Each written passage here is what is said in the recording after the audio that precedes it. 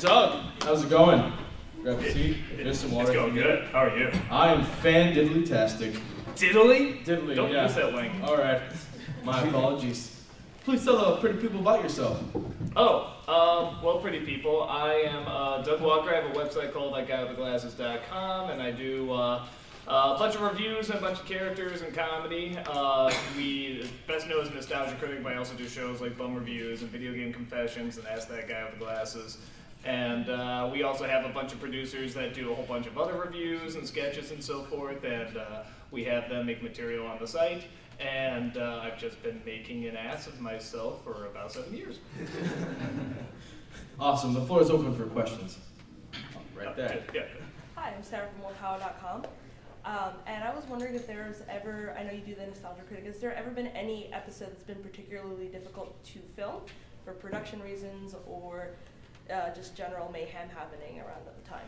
The Nostalgia Critics, I mean, recently a lot more effort's been put into them because I have 2 weeks on them now, so I can sort of expand and have more effects and creative ideas. But in terms of difficulty, not too bad. I mean, there's definitely been late nights, but I kind of got a lot of energy, and a lot of the actors we work with have a lot of energy, so it's not that bad.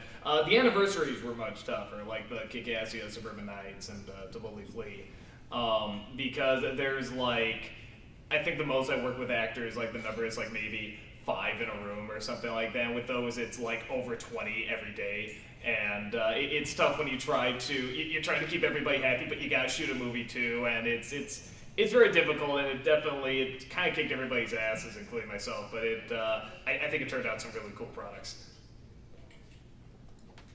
You. Oh, I choose you. I don't know how this works. I choose you. Go right ahead. You choose me. I choose you. Hi, Colin from Mammoth Fan. I was wondering, since I imagine like when you first started, that either you and someone else did all the work, but since you have more people on board this now, do you still do like editing portions, or does someone else handle that? For Nostalgia Critic, it's still me doing all the editing. The writing very early on, when I first started, was myself, and then my brother started to get into the writing process, and finally it's like, oh, why don't you just be another writer? You know, you're really funny and good at this. And unless it's a crossover, yeah, it's always kind of been the two of us. The only other thing we've really added is more actors, because I think there's only, as handsome as it is, there's only so long you can look at this face. There's only so long I can, play a bearded woman and stuff like that, so it's like, so I'm like, okay, yeah, let's get a little bit more diversity in here. But yeah, it's still mainly us because that seems to be what works best. The only other major change, like I said, is that we allow more time. And even if, like before, even if the productions weren't always that big, it's like I needed at least one more day to write, because I found that really did make a difference. Because if there's a joke that's just not funny enough before, I just have to be like, well, I just have to go with the one that goes in my head, deadline, and just throw it in there. But now it's like I can, take a while, get up, walk around, maybe jog or something, and then just like, I got it, and run back and put the joke down. So yeah, it's still kept pretty small, but because there's more time, I think we can definitely expand on what we can do with them. So, cool. Next one. Yeah. Hi, DJ Keiko from Cosplay NYC. My question is, how does it feel to see people cosplaying as Nostalgia Critic at cons that you go to? It's surreal because the weirdest thing is that, okay, the NC outfit is not that hard to put together. You find a suit coat, a red tie, a white shirt, and a hat. It's not too difficult. It's strange, like when I was putting the Bum character together, I was just sort of looking around the house. I had this old trench coat that my grandfather had, and like this old black wig. I'm like, oh, and here's this bear's hat. Okay, I guess that'll do. And now, like when people want to cosplay, it's like they try really hard to find the exact same clothing. Like, I hope this is the right color. I hope this is the right hat. And it's like, it was just stuff I happened to have lying around, and there was like so little thought put into it. It's just so funny to see people now try to replicate that as hard as possible. Same thing with Ask That Guy. That was just a friend's robe, and now people are trying to find the exact same color robe. So yeah, it's it's a little surreal, but it's still so flattering. I mean, it's just so cool to think like, oh wow, like I'm one of the people they try to dress up as, that you see at conventions. And that is one of the reasons I knew I needed kind of an outfit going in, because I knew that's a very important part of the identity. I'm definitely one of those people where I think it's important if you see the silhouette of someone or a character, you can tell who it is right away. And so I think that was always sort of what I was looking for with the NC, that, you know, when you see the hat, the coat, the ties, that you would just get who it is immediately. But no, it's really cool. It's really flattering. Yeah. Josh Wildtabelli from WCCA TV.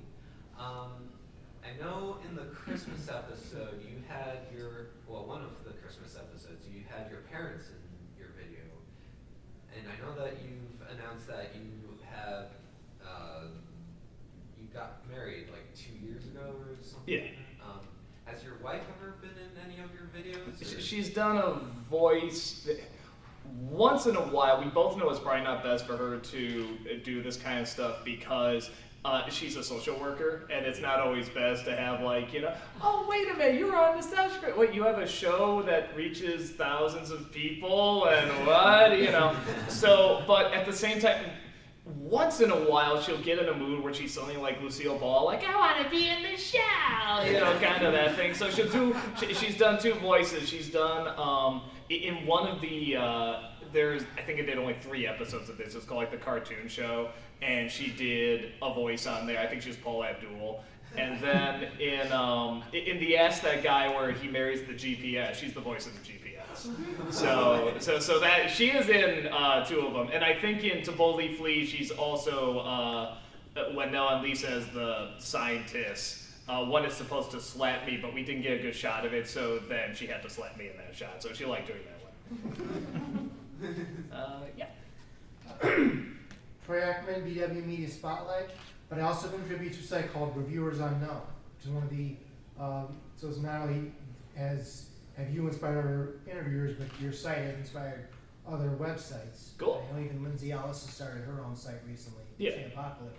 What do you think about the fact that the site has inspired other sites, other reviewer collectives?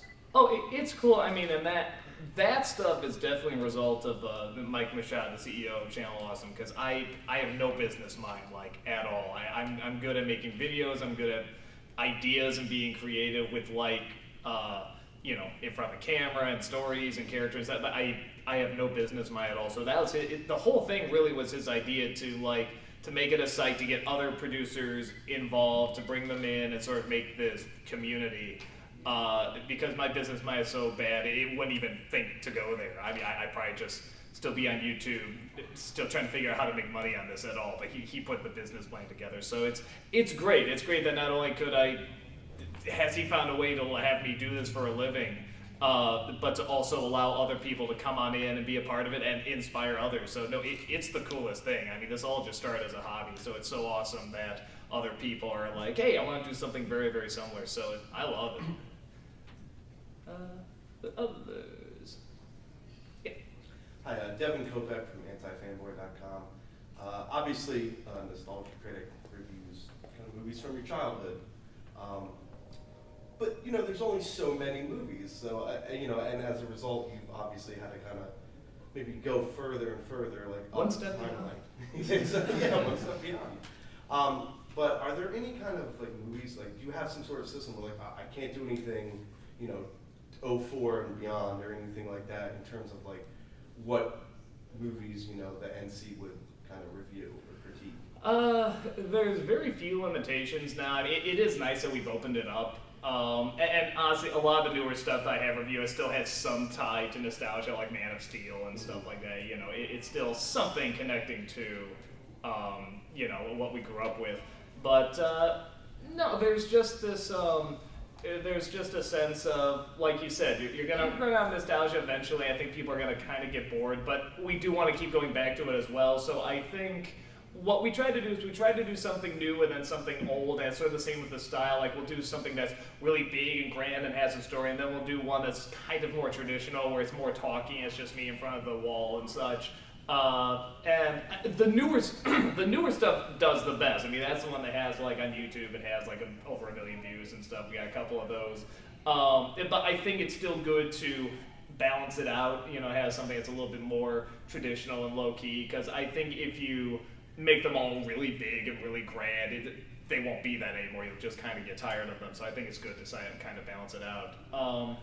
But yeah, in terms of like a cutoff date, we kind of just said, screw it, we'll do whatever. Genres we've gotten, we've cracked down a touch on. I think when I did The Cell, you know, people liked it, but they were kind of like, okay, let's not see any more like that though, you know, because it was just so gritty and so intense, and they're like, why don't you let Brad Jones handle that, you know? So yeah, I mean, exploitative stuff like that, you know, or sort of shock values that even if it's bad, it's sort of like we should probably stay a little bit away from, because we know we want people to come here and have fun and be kind of lighthearted, where someone like Cinema Snob or Phalos or something can look at that stuff and it's like, that's kind of why you're here. You're here to see these really dark, gritty things that really fail and to be made fun of them, to sort of suck out that, you know, nastiness it's trying to shove on you. But yeah, that's kind of their shtick and you're used to it, and I think with mine we don't do it as much, so we stay a little far away from that. But if there's one that's just so stupid that we can get a lot of material out, we'll probably still do it. We have time for one more question, sorry. And one I did not get.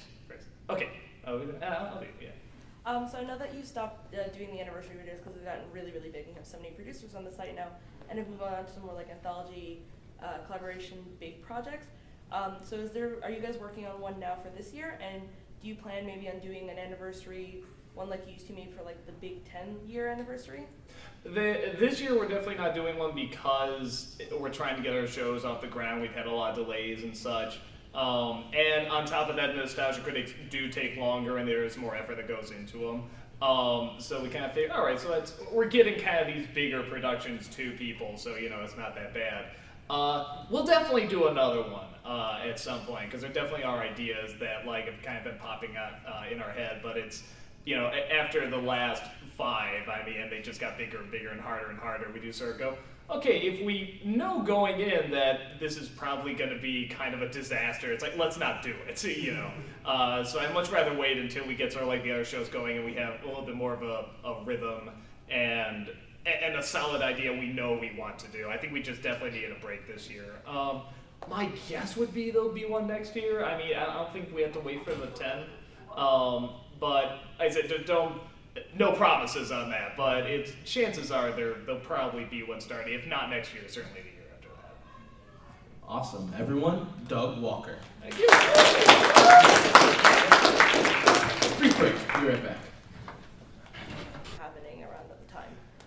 The Nostalgia Critics, I mean, recently a lot more effort's been put into them because I have 2 weeks on them now, so I can sort of expand and have more effects and creative ideas. But in terms of difficulty, not too bad. I mean, there's definitely been late nights, but I kind of got a lot of energy, and a lot of the actors we work with have a lot of energy, so it's not that bad. The anniversaries were much tougher, like the Kick-Assia, Suburban Nights, and To Boldly Flee, because there's like...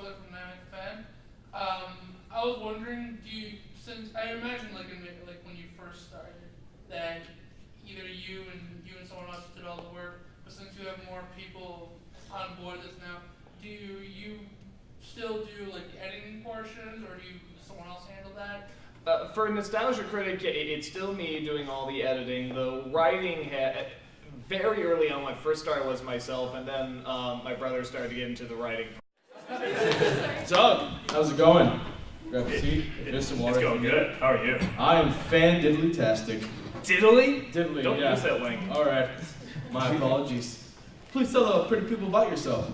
Well, pretty people, I am Doug Walker. I have a website called thatguywiththeglasses.com, and I do a bunch of reviews and a bunch of characters and comedy.